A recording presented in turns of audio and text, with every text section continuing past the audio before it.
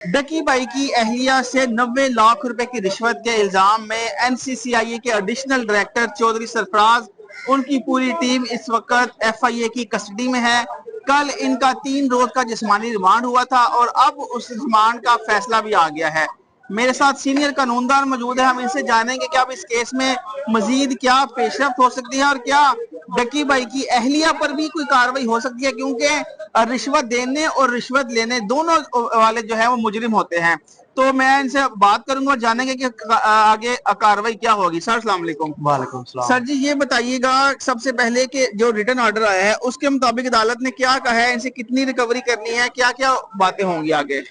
इसमें हुआ ये है कि ये डकी भाई ऑलरेडी गिरफ्तार था। उसकी वाइफ से इन एनसीसीए के ओहदेदारान ने, इसके जो असिस्टेंट डायरेक्टर है, उन्होंने, जो इसके इन्वेस्टिगेशन ऑफिसर थे, उन्होंने उसे मुख्तलिफ मद से कि हम आपका इसमें रिमांड, इसे जुडिशल करवाते हैं, इसे पर्चे से डिस्चार्ज करवाते हैं, हम आपको इन्वेस्टिगेशन में फेवर देते हैं। ठीक तो है। इन्होंने 90 लाख रुपए इसे, इसकी बीवी से लिए हैं मुख्तलिफ जराए से। और अब इसका रिमांड है और रिमांड इसका 3 दिन का इसका रिमांड हुआ है और इस रिमांड के दौरान इससे रिकवरी होनी है इन मुलजमान से। ठीक है, 90 यानी कि लाख ये के 90 लाख के रिकवर होंगे। रिकवर होना है। ठीक है।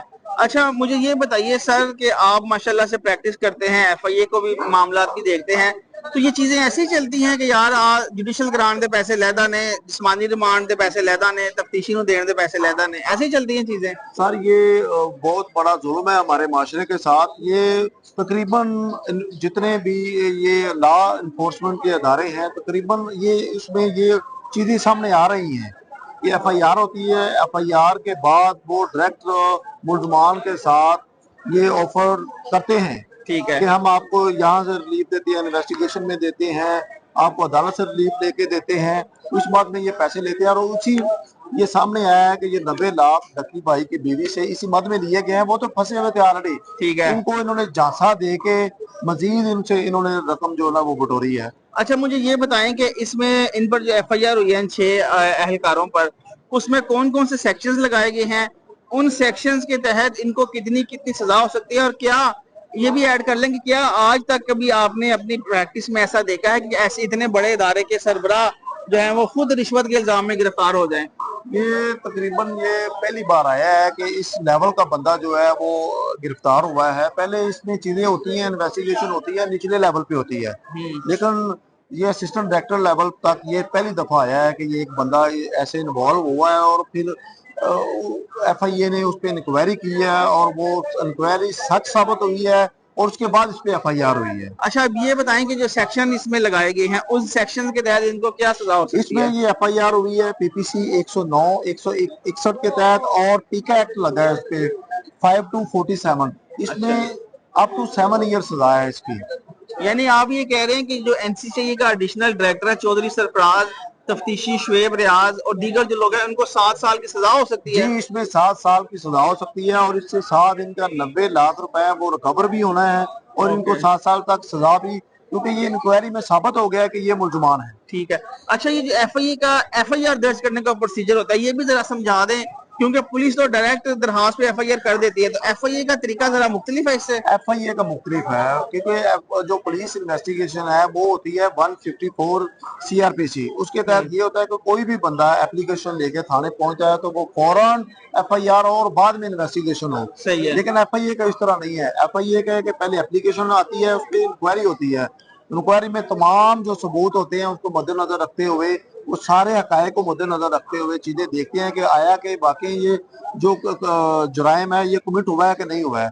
उसके बाद एफआईआर होती है। यानी आप ये कह रहे हैं कि इन पर जो एफआईआर हुई है वो सारी इन्वेस्टिगेशन हो के ये एफआईआर दी गई है, बिल्कुल। जिसमें ये मुलव्वस पाए गए ये हैं। इंक्वायरी हुई है, ये साबित हुए हैं, तो इस लेवल पे आके असिस्टेंट डायरेक्टर हुआ है, साबित हुआ है, तो उसने उनके ऊपर एफआईआर दी। ठीक है। अच्छा विकास भाई मुझे ये भी बता दें कि इस तरह के केसेस में, क्योंकि ये है तो एफआईए एनसीसीआई के लोग ही हैं और उसी डिपार्टमेंट में इनको रिमांड के लिए रखा जाएगा जहां पर ये अफसर हुआ करते थे, तो वहां पे इनको अपने पेटी भाइयों को, हमने सुनते रहते हैं कि पेटी भाइयों को रिलीफ देते रहते हैं, तो ऐसा कुछ हो सकता है नहीं, इसमें रिलीफ देने वाली बात सामने सच नहीं है, क्योंकि अगर रिलीफ इन्होंने देना होता तो इन पे ये एफआईआर ना करते। सही। क्योंकि ये चीजें सारी साबित हुई हैं, इन्होंने 90 लाख रुपए लिया है तो उसके बाद ही एफआईआर हुई है। तो ठीक है। मेरा नहीं ख्याल कि ये अब कोई भी बंदा FIA का इनको कोई रिलीफ देने का सोचेगा भी, क्योंकि ये सारी चीजें अब सामने हैं, मीडिया पे भी सामने हैं और सारी आवाम के भी सामने हैं। अच्छा, मुझे ये बता दें कि इस्लाम में तो है कि रिश्वत देने वाला और रिश्वत लेने वाला दोनों जहन्नमी है, दोनों ही उतने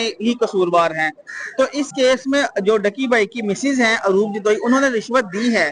तो अब सवाल ये उठ रहा है, कल उनके वकील ने भी ये कहा कि अरूब जतोई पर भी जो है वो FIR होनी चाहिए। तो ये बता दें कि क्या इसमें अरूब जतोई पर FIR हो सकती है आगे चल के?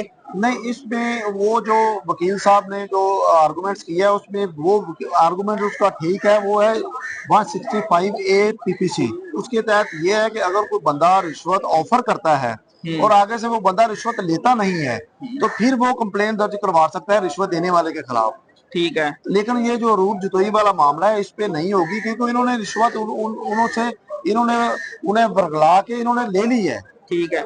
नहीं, इसमें ये भी तो हो सकता है कि इन्होंने खुद पेशकश किया होगा, यार आप हमसे इतने पैसे ले लो, हमारी जान छोड़ो। ये भी तो हो सकता है। ऐसे नहीं होता, ये अच्छा। इन्होंने खुद लिया है। इतने बड़े अफसरान इसमें इन्वॉल्व हैं और ठीक 90 है। लाख रुपए इसमें इन्वॉल्व है, इन्होंने लिया है और ये साबित हुआ है तो उसके बाद FIR हुई है। ठीक, यानी कि आप कह रहे हैं कि अरूब जतोई पर इस केस में रिश्वत का कोई मुकदमा दर्ज नहीं नहीं, हो अरूब सकता। जतोई पे नहीं होगा।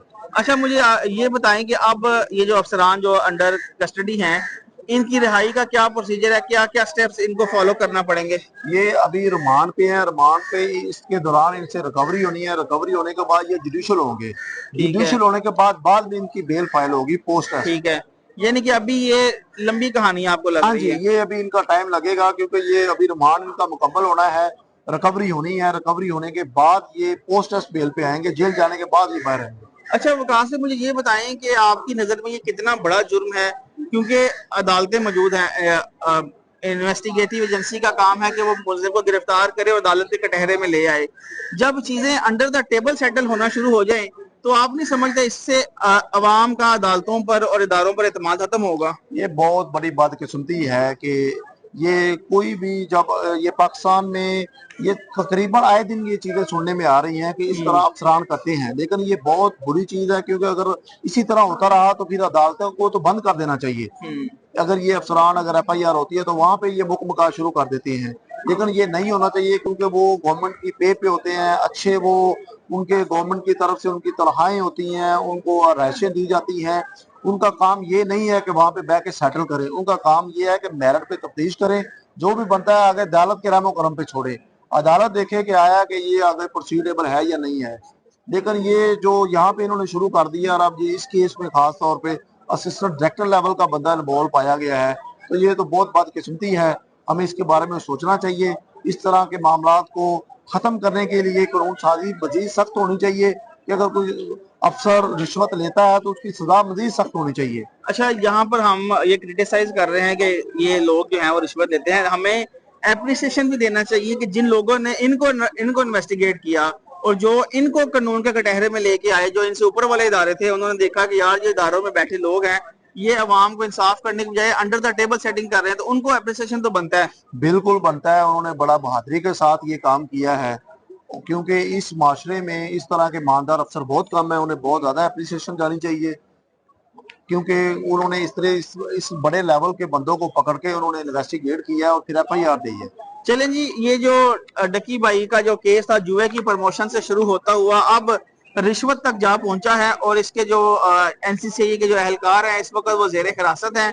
कानूनी माहिरीन इस पर ने अपनी राय भी दे दी है। उनका कहना ये है कि ये एक लंबा प्रोसेस होगा इन अफसरान की रिहाई के हवाले से, और साथ साथ उन्होंने ये तजवीज भी पेश की है कि जो रिश्वत के इस तरह के केसेस हैं, इनकी सजाएं जो है बढ़ाना वक्त की अहम जरूरत है।